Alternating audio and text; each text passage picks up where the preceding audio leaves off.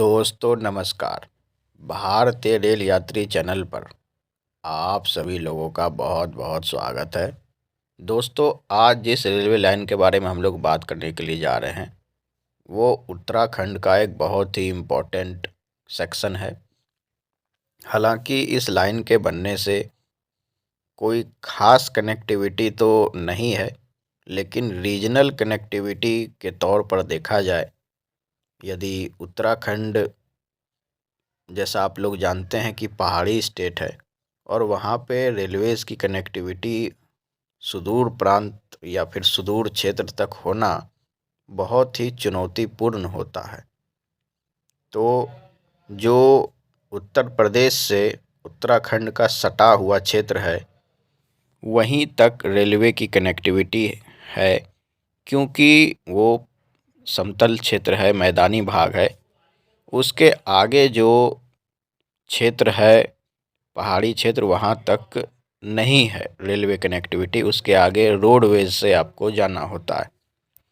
तो उसी क्रम में आज एक बहुत ही इम्पोर्टेंट जो रेलवे सेक्शन है, किच्चा खटीमा रेलवे सेक्शन, आप अपने स्क्रीन पर देख भी पा रहे होंगे। ये रहा किच्चा खटीमा रेलवे सेक्शन, बहुत ही इम्पोर्टेंट है ये रहा किच्चा और ये रहा खटीमा। तो आज हम लोग इसके लेटेस्ट अपडेट के बारे में बात करेंगे। दोस्तों ये जो रेलवे रूट है, मैं आपको बता दूं कि ये इस तरीके से है, मतलब कि ट्रेनें टनकपुर से आएंगी, खटीमा से घूमकर किच्छा की में आकर मिलेंगी लाल कुआं की ओर, पंतनगर की ओर। तो कोई ऐसा ना सोचे कि टनकपुर से ट्रेनें खटीमा आएंगी और किच्छा आएंगी और किच्छा से फिर बहेरी की तरफ आ जाएंगी, ऐसा नहीं है। अगर आना है बहेरी की तरफ तो इंजन रिवर्स करना होगा, क्योंकि जो डायरेक्शन है इस रेलवे रूट का वो इस डायरेक्शन में है। तो अब ये इम्पोर्टेंट किस तरीके से है वो मैं बता देता हूँ। जैसा मैंने बताया कि कनेक्टिविटी में ये रीजनल कनेक्टिविटी के लिए काफ़ी फ़ायदेमंद है।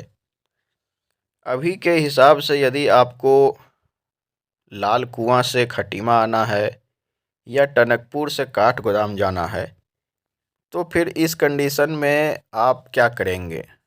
टनकपुर से पीलीभीत आएंगे, पीलीभीत से भोजीपुरा, भोजीपुरा से फिर आप काठगोदाम जाएंगे।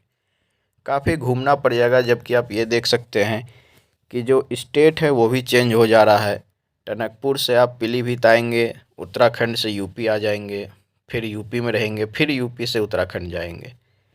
तो काफ़ी ज़्यादा इसमें टाइम वेस्टेज होता है। अगर आप टनकपुर से काठगोदाम जाना चाहते हैं, खटीमा से किच्छा जाना चाहते हैं, या फिर टनकपुर से लाल कुआं जाना चाहते हैं, या फिर टनकपुर से आप रामनगर को भी जाना चाहते हैं, तो ये सेक्शन बहुत इम्पोर्टेंट है। इसलिए क्योंकि अगर आप टनकपुर से किच्छा आ गए, किच्छा से फिर आप लाल कुआं चले गए, लाल कुआं से आप काठगोदाम भी जा सकते हैं और लाल कुआं से फिर आप काशीपुर होते हुए रामनगर भी जा सकते हैं।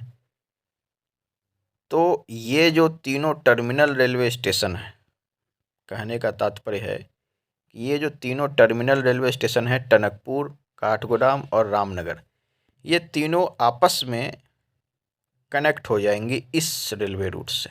ये जो रेलवे रूट आपको देख रहा है, इस रेलवे रूट से ये तीनों आपस में कनेक्ट हो जाएंगी। किसी को भी मेन लाइन में आने का ज़रूरत नहीं पड़ेगा, मुरादाबाद से या फिर कहीं पर से भी।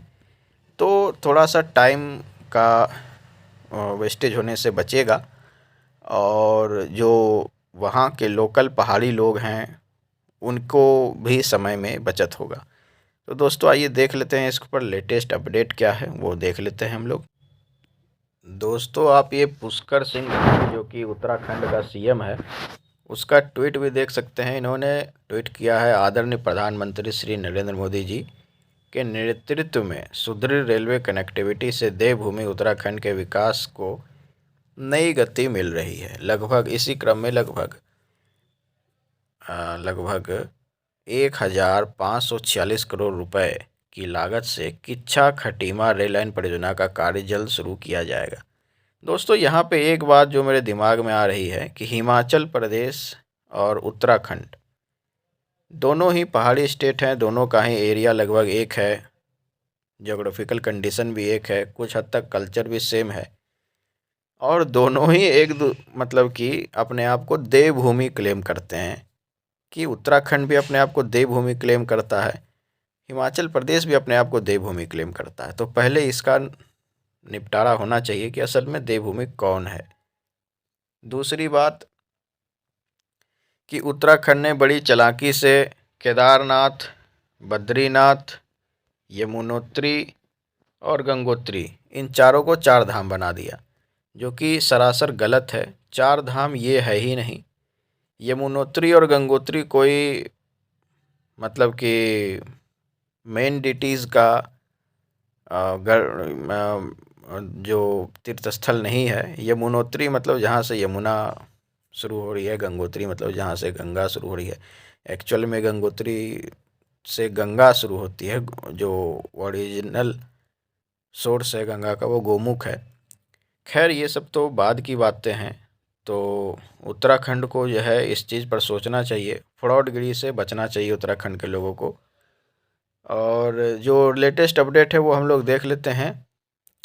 इसमें यहाँ पे लिखा है उत्तराखंड में सड़कों से जोड़ने के बाद अब रेलवे कनेक्टिविटी से लोगों को जोड़ने का काम शुरू होने जा रहा है। इसके तहत जिन इलाकों में रेलवे लाइन नहीं है और इलाकों में रेलवे लाइन बिछाने का काम शुरू होने वाला है, जिसके लिए सरकार के द्वारा बजट भी पास कर दिया गया है। किच्छा खटीमा के बीच 57.7 किलोमीटर लंबी लाइन का इंतज़ार ख़त्म हो गया।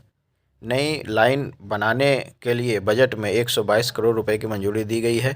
10 करोड़ रुपए इज्जतनगर मंडल को वर्ष 2023-24 में मिलेंगे। लाइन बिछाने के लिए जहां सरकारी ज़मीन है वहां तो काम आसानी से हो जाएगा। रास्ते में जहां किसानों के खेत हैं उन्हें चिन्हित कर रेलवे अधिग्रहण करेगा। उसके बाद ही रेलवे लाइन बिछाने का काम शुरू किया जाएगा। उसके साथ ही नीचे लिखा है रेलवे लाइन परियोजना पर उत्तराखंड की सरकार तेज़ी से काम कर रही है और ऐसा एक बार फिर से देखने को मिलने वाला है। किच्छा खटीमा रेलवे लाइन पर काम शुरू होने वाला है, जिसको लेकर उत्तराखंड के सीएम पुष्कर सिंह धामी ने अपने ट्विटर अकाउंट से ट्वीट करते हुए कहा कि आदरणीय प्रधानमंत्री श्री नरेंद्र मोदी जी के नेतृत्व में सुदृढ़ रेलवे कनेक्टिविटी से देवभूमि उत्तराखंड के विकास को नई गति मिल रही है। इसी क्रम में लगभग 1540 करोड़ की लागत से किच्छा खटीमा रेल परियोजना का कार्य जल्द शुरू किया जाएगा। इस रेल लाइन का काम शुरू होने से काठगोदाम हल्द्वानी की तरफ से टनकपुर की ओर जाना और हो तो उत्तराखंड के लोगों की कम दूरी तय करनी पड़ेगी, एक अच्छी कनेक्टिविटी मिल जाएगी। तो दोस्तों यही था पूरा अपडेट किच्छा खटीमा को लेकर के जो मैंने आपको बताया। आशा करता हूँ यह वीडियो आपको पसंद आया हो। जो ये अपडेट था ये आप देख लें कि इस न्यूज़ से था, न्यूज़ रिपोर्टर्स का एक न्यूज़ आर्टिकल है, वहीं से मैंने दिया है। तो आशा करता हूँ ये वीडियो आपको पसंद आया हो। जय हिंद, जय भारत। इस वीडियो को शेयर ज़रूर करें, हमारे चैनल को सब्सक्राइब करें और हमारे वीडियो को लाइक भी करें। धन्यवाद। जय हिंद, जय भारत, जय बिहार।